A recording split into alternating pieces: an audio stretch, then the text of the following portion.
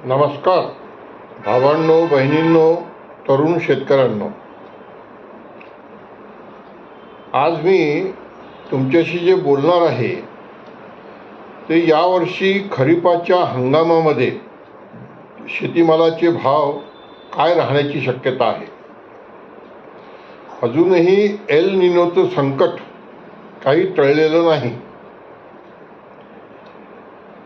आपल्याकडे काही भागात खूप पाऊस आहे, काही भागात पाऊसच नाही आहे. पण जे काही बातम्या इकडनं तिकडनं येतात, काही शेतकऱ्यांशी बोलल्यावर कळतं, तर आज तरी पिकं थोडीशी समाधानकारक आहे. पण आता या 7-8 दिवसामध्ये चांगला पाऊस पाहिजे. ज्यांच्याजवळ सिंचनाची सोय आहे त्यांचं ठीक आहे, पण जे कोरडवाहू शेतकरी आहेत त्यांना अत्यंत पावसाची गरज आहे.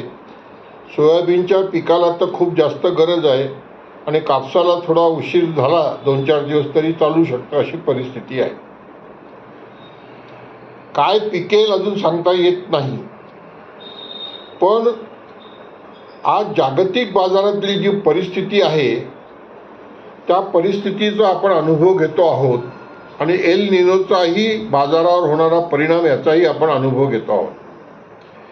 जागतिक बाजारातल्या परिस्थितीत जो अनुभव आहे तो जागतिक बाजारातल्या शेतीमालाचे भाव खूप वाढले आहेत असं नाही, पण अमेरिका इराण युद्धामुळे जी जहाजाची वाहतुकीवर संकट आलेलं आहे, त्याची जी कॉस्ट वाढलेली आहे, वाहतुकीचा जो खर्च वाढलेला आहे, इन्शुरन्सचं जे प्रीमियम वाढलेलं आहे, त्याच्यामुळे अनेक देशांमध्ये तिथून जो आयात होणारा माल आहे तो महाग होतो आहे. आपल्या देशातही तो महाग होऊ शकतो.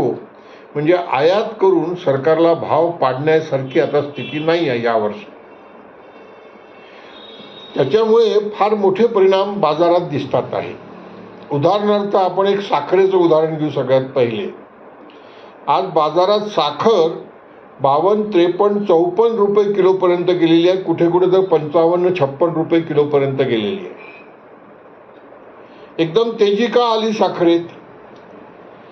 तर साखरेचा कोटा सरकार बाजारात जाहीर करतं, या महिन्यात किती साखर बाजारात विकायची हे अनेकांना माहीत नाही आहे.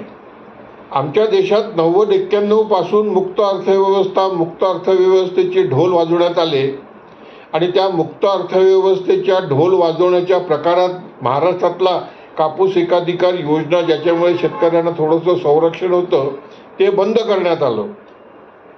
की मुक्त अर्थव्यवस्थेमध्ये एकाधिकार योजना कशी काय बसते वगैरे.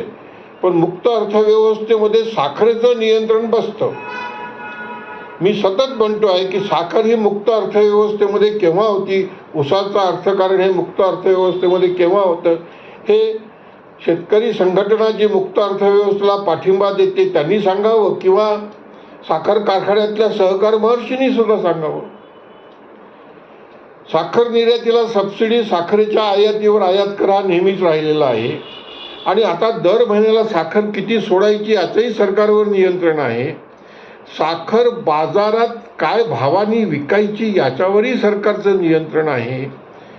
एक मिनिमम सेलिंग प्राईस जाहीर होते, 31 रुपये ती आज आहे, की 31 रुपयाच्या कमी साखर विकता येत नाही. पण 31 रुपयापेक्षा जास्त विकता येते ना, म्हणून आपण आता 52, 53, 54, 55 रुपये किलो साखर घेऊन खातो.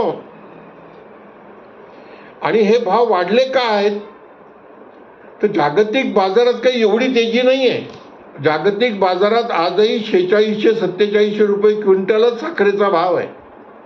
$495 प्रति टनचा लंडन शुगरचा आजचा भाव आहे. म्हणजे आज आपण जेव्हा आपल्या देशात 54-55 रुपये किलो साखर आहे, म्हणजे कारखाना 50 रुपये किलोनी विकतो आहे, तर त्या कारखानदारांना साखर निर्यात करणं परवडणारी नाही सबसिडीशिवाय. पण आयात करून भावसुद्धा पाडता येणार नाही, कारण आता वाहतुकीचे खर्च वाढलेले आहेत. त्याच्यामुळे आयात कर नाही लावला तरी साखर काही या भावाच्या कमी येणार नाही. साखरेचे भाव वाढण्याचं आणखीन एक कारण असं आहे की भारत सरकार जो कोटा जाहीर करत आहे तो वाढवून कोटा जाहीर करू शकत नाही. जर वाढवून कोटा जाहीर केला तर भाव कमी करता येतील. पण जास्त कोटा जर दिला तो पुढे त्रास होऊ शकतो, कारण एल निनोच्या संकटामुळे जर पाणी कमी उपलब्ध झालं तर ऊसाचं उत्पादन कमी होऊ शकतं, आणि ऊसाचं उत्पादन कमी झालं तर साखरेचं उत्पादन कमी होऊ शकतं, आणि मग पुढे प्रॉब्लेम येऊ शकतो. त्याच्यामुळे हे सगळं आहे हे आपण लक्षात घ्यावं. आणि म्हणून मी सरकारकडे अशी मागणी करतो की साखर निर्यात बंद करण्याची भाषा आता करू नका, भाषा तरी करू नका, कारण निर्यात होणं शक्य नाही आहे. आणि साखर आयात करून, महागाची आयात करून इथे साखरेचे भाव पाडण्याचं धोरणसुद्धा स्वीकारू नका. शेतकऱ्यांना 2 पैसे जास्त मिळण्याची शक्यता तयार होते आहे, तर ती होऊ द्या. या भाववाढीमुळे एक होणार आहे की इथेनॉलकडे जाणारी साखरसुद्धा कमी होऊ शकते, आणि इथेनॉलकडे जाणारी साखर जर कमी झाली तर मक्याचा वापर साखरेकरता वाढू शकतो, आणि मका उत्पादक शेतकऱ्यांना मक्याचे MSPचे भाव मिळण्याची शक्यतासुद्धा निर्माण होऊ शकते. हे झालं साखरेचं. आता आपण गव्हाकडे येऊ. गव्हाचे भावसुद्धा आता आपल्या देशात वाढायला लागलेले आहेत. का वाढायला लागलेले आहेत? गव्हाचा आपल्याकडे खूप स्टॉक आहे, काही शॉर्टेज नाही आहे. पण गव्हाचे भाव याच्याकरता वाढायला लागलेले आहेत की जगात आता जे गव्हाचे भाव वाढले आहेत, असं म्हणतात की जागतिक बाजारात C-बॉटवर, जिथे अमेरिकेच्या वायदे बाजारात गव्हाचे भाव ठरतात, तिथेच गव्हाचे भाव हे 14 ते 15% वाढले आहेत. माझी माहिती अशी आहे की आजचा जो गव्हाचा भाव आहे तो $6.40 ते $7 प्रति बुशेल इतका आहे. म्हणजे जगाच्या बाजारात 2200 ते 2300 रुपये क्विंटल हा गव्हाचा भाव आज झालेला आहे, जो काही महिन्यापूर्वी 1600-1700 रुपयाच्या आसपास होता, कारण तेव्हा डॉलरसुद्धा 90 रुपयाचा होता. आज 95 रुपयाचा डॉलर आहे. आता हे जे गव्हाचे भाव झालेले आहेत त्याच्यामुळे बांगलादेशला जर अमेरिकेतनं गहू आयात करायचा असेल तर तो गहू महाग पडतो आहे, कारण वाहतुकीचे खर्च वाढलेले आहेत आणि तिथे भावही वाढलेले आहेत. भारतातून बांगलादेशला गहू जाऊ शकतो कारण आपल्याकडे वाहतुकीचा खर्च कमी आहे, आणि त्याच्यामुळे आपल्याकडनं आता बांगलादेशला, श्रीलंकेला, नेपाळला किंवा ब्रह्मदेशला, म्यानमारला इकडे गव्हाची निर्यात वाढू शकते. आणि ही निर्यात वाढवण्याची संधी मिळाल्यामुळे आता आपल्या देशात गव्हाचे भाव हे वाढायला लागलेले आहेत आणि ते MSPच्या जवळपास गेलेले आहेत. यावर्षी वर्ध्याच्या कृषी उत्पन्न बाजार समितीत अनेक शेतकऱ्यांनी 2200 रुपये, असं म्हणतात की जागतिक बाजारात C-बॉटवर, जिथे अमेरिकेच्या वायदे बाजारात गव्हाचे भाव ठरतात, तिथेच गव्हाचे भाव हे 14 ते 15% वाढले आहेत. माझी माहिती अशी आहे की आजचा जो गव्हाचा भाव आहे तो $6.40 ते $7 प्रति बुशेल इतका आहे. म्हणजे जगाच्या बाजारात 2200 ते 2300 रुपये क्विंटल हा गव्हाचा भाव आज झालेला आहे, जो काही महिन्यापूर्वी 1600-1700 रुपयाच्या आसपास होता, कारण तेव्हा डॉलरसुद्धा 90 रुपयाचा होता. आज 95 रुपयाचा डॉलर आहे.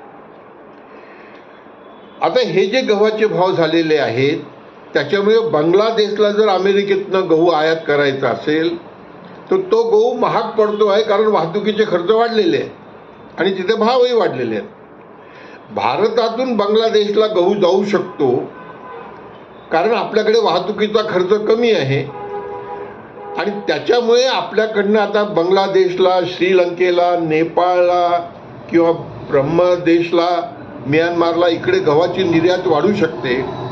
आणि ही निर्यात वाढवण्याची संधी मिळाल्यामुळे आता आपल्या देशात गव्हाचे भाव हे वाढायला लागलेले आहेत आणि ते MSPच्या जवळपास गेलेले आहेत. यावर्षी वर्ध्याच्या कृषी उत्पन्न बाजार समितीत अनेक शेतकऱ्यांनी 2200 रुपये क्विंटलला गहू विकला होता.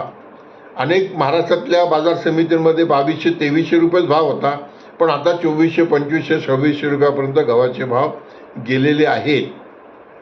हे लक्षात घ्या की हे नरेंद्र मोदींच्या सरकारमुळे काही भाव वाढलेले नाही आहेत, तर हे आंतरराष्ट्रीय बाजारातली परिस्थिती, मोदींचं चुकीचं आर्थिक धोरण, त्याच्यामुळे रुपयाचं झालेलं अवमूल्यन आणि अमेरिका-इराण युद्धामुळे वाढलेली जहाजाचा वाहतुकीचा खर्च आणि इन्शुरन्सचा खर्च, या सगळ्याचा हा एकत्रित परिणाम आहे. हे समजून घेतलं पाहिजे. गव्हाचे भाव वाढवण्याकरता आणि साखरेचे भाव वाढवण्याकरता एल निनोचा फार मोठा परिणाम झालेला दिसतो आहे. कारण रब्बीचं पीक कसं येईल आणि ऊसाला पाण्याची उपलब्धता कशी राहील हे प्रश्न निर्माण झालेले आहेत. असं म्हणतात की एल निनो हा एक्सटेंड होणार आहे. नोव्हेंबर, डिसेंबर, जानेवारीमध्ये सुद्धा एल निनो जाणवणार आहे आणि तेव्हा भारतातलं तापमान वाढणार आहे, थंडीचे दिवस कमी होणार आहे, म्हणजे रब्बीच्या पिकाला सुद्धा धोका आहे. या सगळ्याचा जर विचार केला तर हे वाढलेले भाव नाहीत. हे शेतकऱ्यांना जिवंत ठेवण्याकरता, त्यांचं जीवनमान टिकून ठेवण्याकरता गरजेचं आहे. हे आमच्या देशातले अर्थशास्त्री केव्हा बोलणार आहेत, आमच्या देशातले मंत्री लोकसुद्धा हे केव्हा मान्य करणार आहेत जाहीरपणे की ही भाववाढ नाही, हे करेक्शन आहे. जसं शेअर बाजारामध्ये शेअर बाजाराचे भाव वाढले तर करेक्शन म्हणतात. तिसरा मुद्दा, आता आपण कापसाकडे येऊ, जो आपला विदर्भ मराठवाड्यातला जीवन मरणाचा प्रश्न आहे. मागच्या वर्षी जेव्हा आपला कापूस बाजारात आला होता तेव्हा आपण 7,000 रुपयाला विकला होता. हमी किमतीपेक्षा कमी किमतीत विकला होता. कारण तेव्हा जागतिक बाजारात 70-72 सेंट 1 पाऊंड रुईचा भाव होता. आज जागतिक बाजारात 93 सेंट 94 सेंट आजचा भाव आहे 1 पाऊंड रुईचा. इतके भाव वाढलेले आहेत जागतिक बाजारात. हे का वाढलेत? त्याचं सगळ्यात मोठं कारण आहे की कापसाचं उत्पादन भारतात कमी होणार, चीनमध्ये कमी होणार एल निनोमुळे. ही चर्चा व्यापारी वर्तुळात सुरू झालेली आहे. चीनची कापसाची आयात वाढणार ही चर्चा सुरू झालेली आहे. आणि दुसरं, क्रूड ऑइलचे भाव जे वाढले आहेत, $100-110 गेले, ते मग पुन्हा $90 आले, पुन्हा $100 गेले आणि आता $80 आसपास आलेले आहेत. याच्यामुळे मॅनमेड फायबर, मानवनिर्मित धागा, टेरिलिन, पॉलिस्टर फायबर याचे भाव वाढले आहेत. त्याच्यामुळे सुती धाग्याची मागणी चीनमधनं वाढली. सुती धाग्याचे भाव वाढले, त्याच्यामुळे कापसाचे भाव वाढलेत आणि आता कापसाचे भाव 93-94 सेंटपर्यंत गेलेले आहेत. भारतातनं सुद्धा कापसाची निर्यात वाढण्याची शक्यता वाढलेली आहे. कारण अमेरिकेचा कापूस जो बांगलादेश आणणार होता तो महागात पडेल आणि म्हणून बांगलादेशमध्ये सुद्धा कापसाची निर्यात भारतातनं होऊ शकते. कारण त्यांची कापडाची निर्यात फार मोठी आहे. आजूबाजूच्या देशांमध्ये सुद्धा कापसाची निर्यात होऊ शकते आणि म्हणून हे कापसाचे भाव वाढलेले आहेत. आता आपला कापूस जेव्हा निघेल तेव्हा हे भाव टिकतील का, हा खरा कळीचा मुद्दा आहे. माझी भारत सरकारला विनंती आहे की त्यांनी कापसाची निर्यात बंद करू नये. वेळ पडली तर कापसाच्या निर्यातीला ज्याप्रमाणे साखर निर्यातीला सबसिडी देतात तशी सबसिडी द्यावी आणि कापूस आयात करून भाव पाडू नये. हे जे कारण दिले जात आहे की आम्ही फक्त लॉंग स्टेपल कॉटन आयात करतो, काही चिंता करू नका, आम्ही बाकीचं आयात करत नाही वगैरे, ही थाप मारणं बंद करा. गोयल साहेब, मोदी साहेब, काही गरज नाही आहे एवढा मोठा कापूस आयात करायची. 5-7-10 लाख गाठी जेवढा लागतात एक्स्ट्रा लॉंग स्टेपलच्या तेवढा आयात करा ना. पण 50-50 लाख गाठी करमुक्त आयात करण्याची घोषणा कशाकरता करता? अमेरिकेला खुश करण्याकरता. आमच्या देशातनं एक वर्षी आपण 85 लाख गाठी निर्यात केलेली आहे मनमोहन सिंगांच्या कार्यकाळात. गोयल साहेबांनी पाहून घ्यावा रेकॉर्ड. मग आपल्या देशाच्या कापसाचा दर्जा चांगला नाही तर 85 लाख गाठी कापूस निर्यात झाली कशी हो? मी खूप गोष्टी सांगू शकतो पण मग व्हिडिओ खूप मोठा होईल म्हणून बोलत नाही आहे.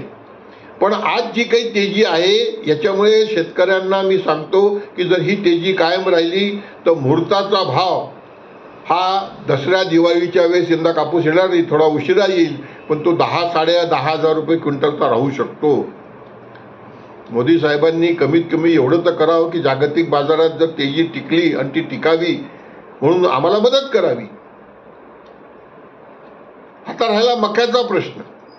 मक्याचे भावही जगात काही वाढलेले नाही आहेत, पण आपल्या देशामध्ये आता जो 1600-1700 रुपयाला मका विकला शेतकऱ्यांनी यावर्षी, तो भाव आता 2200-2300 रुपयापर्यंत गेलेला आहे. का गेलेला आहे? कारण आजूबाजूच्या देशामध्ये मका आपण एक्सपोर्ट केला आपल्या इथे भाव कमी होते, त्याच्यामुळे आपण एक्सपोर्ट करू शकलो. आपल्याकडनं एक्सपोर्ट झाला म्हणून मक्याचे भाव वाढत गेले. आणि आता एल निनोच्यामुळे यावर्षी मका कसा येईल काय येईल याची अजून काही गॅरंटी नाही आहे. यंदा मकाचा पेरासुद्धा खूप उशिरा झालेला आहे, त्याच्यामुळे मका उशिरा येणार आहे. या सगळ्या याच्यामुळे मकाच्या भावात एक तेजीचं वातावरण तयार झालेलं आहे. आणि ते आता कुठे MSPच्या जवळपास 2200, 2300, 2400 रुपयाच्या आसपास आलेलं आहे. मका आयात करून भाव पाडणं शक्य नाही आता, कारण वाहतुकीचे खर्च वाढलेले आहेत. आणि मक्याची जी ढेप आपण आयात करणार होतो तो अमेरिकेच्या बाजारातनं अजून त्याच्याबद्दलचा काही व्यापार करारामध्ये स्पष्टता आलेली नाही आहे. त्याच्यामुळे मक्याचे भाव टिकून आहेत. सोयाबीनच्या भावातही तेजी आलेली आहे. आज 7,000, 7,500 पर्यंत सोयाबीनचे भाव गेले आहेत. मागच्या वर्षी आपण जो आपला सोयाबीन आला तो आपण 4,000, 4,200ला विकला आहे. सोयाबीनच्या बाजारातही जागतिक बाजारात खूप तेजी असं नाही आहे, थोडी तेजी आलेली आहे. 4,400, 4,100 रुपये आता जागतिक बाजारात सोयाबीनचा भाव आहे. वाहतुकीच्या खर्चामुळे तो आयात केला तर तो इथे 5,500पर्यंत येऊ शकतो. पण आपण GM सोयाबीन अजून आयात करू देत नाही, एक चांगली गोष्ट आहे.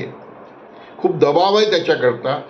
GM सोयाबीनची ढेप आयात करायला परवानगी द्यावी असं पोल्ट्रीचं दबाव आहे, पण अजून त्याला संमती मिळालेली नाही. आपण आफ्रिकेमधनं जे GM सोयाबीन किंवा सोयाबीनची ढेप ती आयात करतो आहे, त्याच्यामुळे मध्ये सोयाबीनचे भाव थोडेसे उतरलेले होते. सोयाबीनचं पीक मध्य प्रदेशमध्ये चांगलं येईल असं वातावरण आहे, कारण तिकडे पाऊस बरा झालेला आहे. आपल्याकडे अजून काही सांगता येत नाही कसं पीक येईल, पण सोयाबीनमध्ये ही तेजी टिकून राहील असं नाही आहे. जर आपण आयातीचा काही निर्णय घेतला किंवा निर्यातीला सबसिडी दिली नाही तर आपलं सोयाबीन जेव्हा बाजारात येईल तेव्हा MSPच्या आसपास सोयाबीनचे भाव येण्याची शक्यता आहे.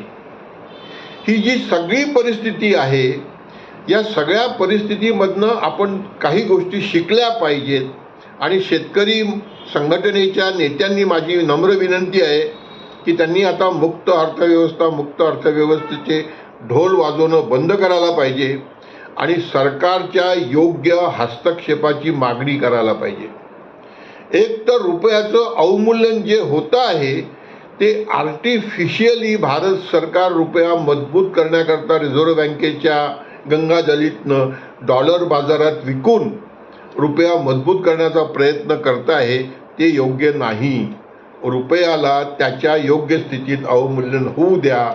त्याच्यामुळे आपली निर्यात वाढेल आणि आपला आयात निर्यातीचा घाटा कमी होईल, कारण आपली आयात वाढलेली आहे, निर्यात वाढत नाही आहे, हे आपण समजून घेतलं पाहिजे. दुसरं, आज जी काही तेजी आहे ती जागतिक परिस्थितीमुळे आहे. उद्या हार्मुजचं ट्रान्सपोर्टेशन खुलं झालं आणि जहाजाची ये-जा स्वस्त झाली तर भारत सरकार आयात करून भाव पाडण्याचा मोह टाळू शकणार नाही, कारण मग पुढे निवडणुका आहेत. मला असं वाटतं की शेतकऱ्यांच्या शवपेटिकेवर अशा पद्धतीने खीळ ठोकण्याचं काम बंद केलं पाहिजे.